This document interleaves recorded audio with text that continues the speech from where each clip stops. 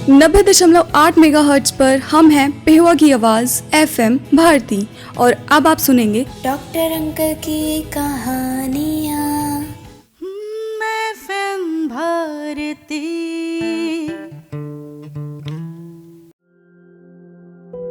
मुझे यकीन है कि आपने पिछला भाग बड़े ध्यान से सुना होगा और अभी आप सुने इस कहानी का दूसरा भाग। तो चलते गए आगे जाके उनको एक सेठ मिला।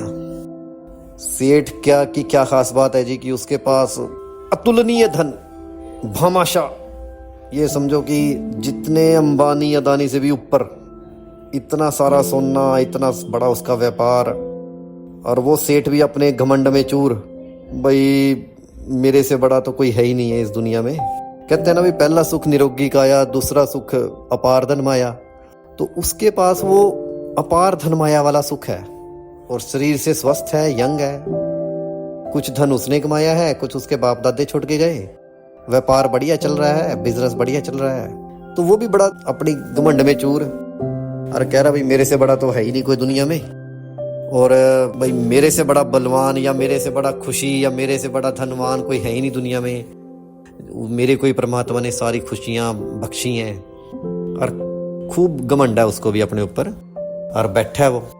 तो तीनों दोस्त बाई चांस किसी भी आस में या कह लो या कहते हैं ओए राम के करने, वो तीनों चारों आपस में मिल जाते हैं और कहते हैं भाई अपना अपना हुनर शेयर करते हैं और कहते हैं भाई हमारे से बड़ा तो कोई है ही नहीं है। तो वो सेठ भी कहता भाई मेरे से बड़ा कौन है, कमाल है यार, मेरे से बड़ा तो कोई है ही नहीं है भाई, मेरे पास इतनी धन माया है यार, मैं सुंदर भी हूँ, समझ रहे हो। हर एक के पास अपना अपना हुनर है। मतलब यू कांट कंपेयर वन हुनर विद अनदर हुनर।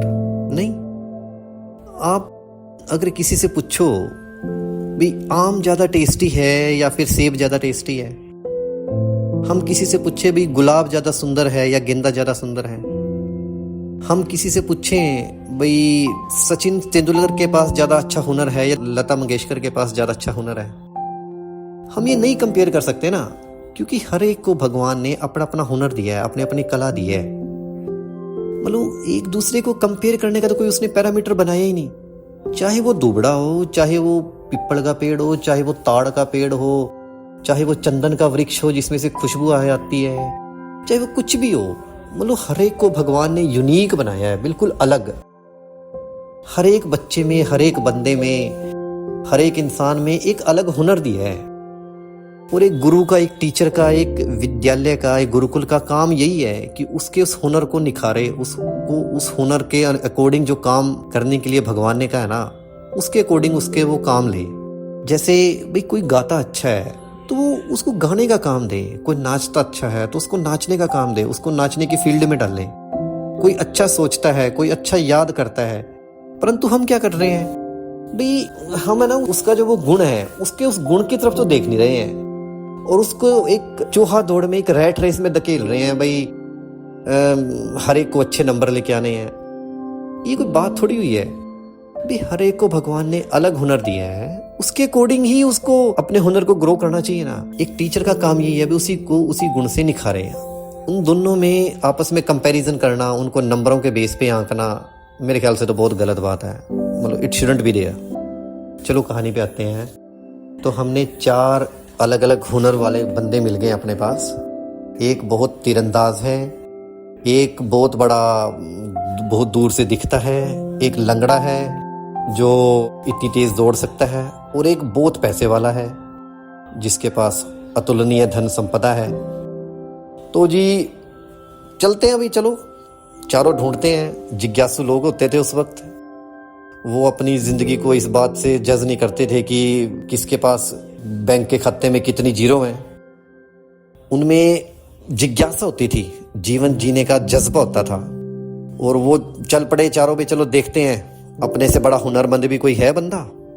चलते गए एक राजा मिला उनको और मियादी हो रही थी भाई, मैं अपनी राजकुमारी की, अपनी गुड़िया की, अपनी बेटी की शादी करना चाहता हूँ।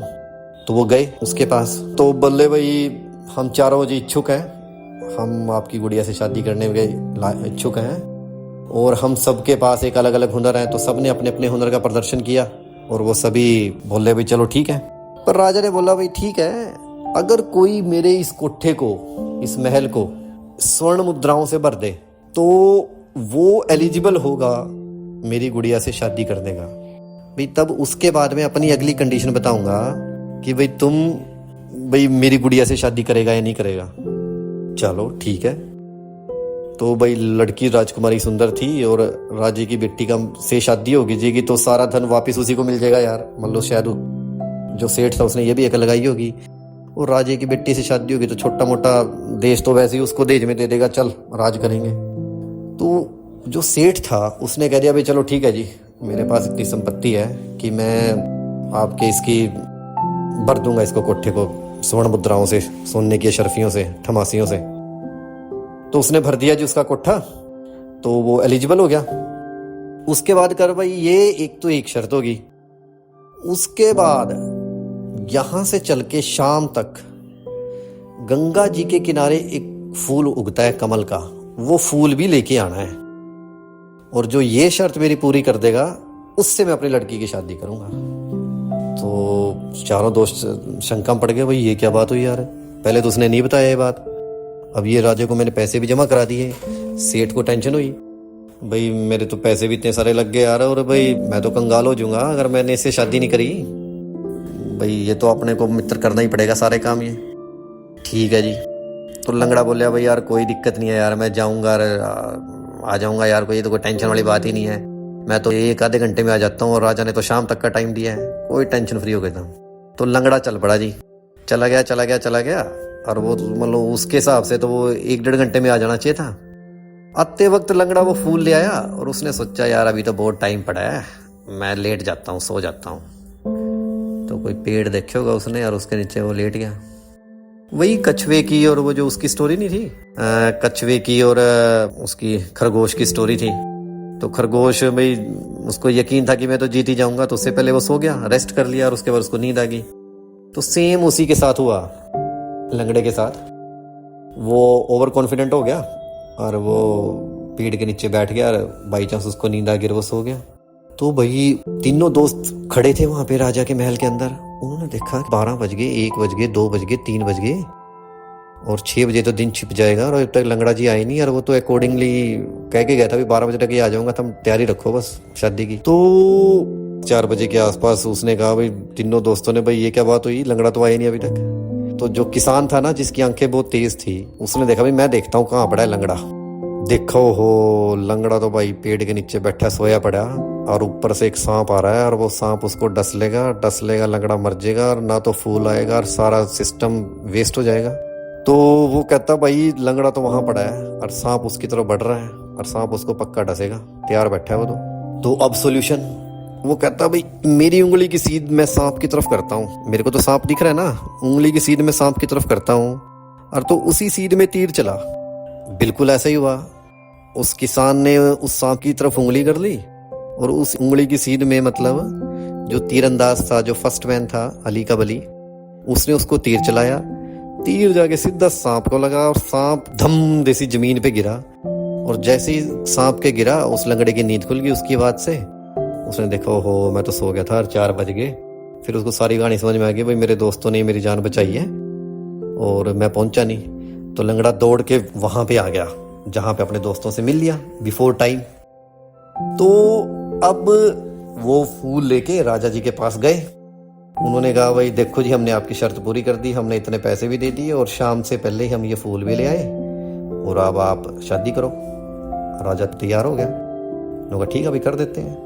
तो अब चारों दोस्तों में झगड़ा हो गया। राजा बोला भाई मेरी तो लड़की है, कोई पंचाली थोड़ी है बेचारी, भाई ये तुम चारों के साथ शादी कर दूंगा, मैं तो किसी एक से शादी करूंगा, अब तुम डिसाइड कर लो भाई किससे शादी करनी है। तो सेठ बोलिया भाई मेरे से करो जी, क्योंकि मैंने ही पैसे दिए इनको। और वो लंगड़ा बोलिया भाई तुझे पैसे तो दिए, अगर मैं इसको ये फूल ना लेके आता तो तेरे तो पैसे वेस्ट थे, मतलब मेरा पहले हक है भाई, मैंने सबसे ज्यादा काम किया, मैंने तो इतनी रेस लगाई है, तो भी मेरे से शादी करो इसकी। फिर वो किसान बोलिया भाई तू तो पड़के सो गया था और तेरे ऊपर तो सांप लड़ गया था यूं, अगर मैं ना देखता कि तू सो रहा है तो तेरा तो कल्याण था। जो तीरंदाज था वो बोला भाई ये लंगड़ा आ भी गया था, ये फूल भी ले आया था, तूने देख भी लिया था, अगर मैं तीर ना मारता उस सांप को तो सारा कुछ वेस्ट ही था, इसके पैसे भी वेस्ट थे, इसका चलना भी वेस्ट था और तेरा देखना भी वेस्ट था। भाई मैंने सबसे ज़्यादा इसमें इम्पोर्टेंट काम किया है, तो it's my right to get married. मेरा हक है कि भी मैं इस लड़की से शादी करूं। अब बच्चों, चारों बंदे अपने अपनी जगह सही हैं, सबके तर्क अपनी अपनी जगह पे बिल्कुल राइट लगते हैं, सेठ का भी, लंगड़े का भी, तीरंदाज का भी, किसान का भी। अब आपको ये बताना है कि उस लड़की की शादी, उस राजकुमारी की शादी किससे होनी चाहिए। आपको अपना आंसर मेरे को अपनी FM भारती की ऐप को डाउनलोड करके, उसके ऊपर ऑप्शन आती है शेयर योर रिव्यूज़, तो आप उसमें लिख के बता सकते हो और आप उसमें रिकॉर्ड करके बता सकते हो। आपने मेरे को ये अपना आंसर देना ही देना है। हम उसका आंसर ब्रॉडकास्ट करेंगे और उसको एक इनाम भी देंगे। Okay, thank you.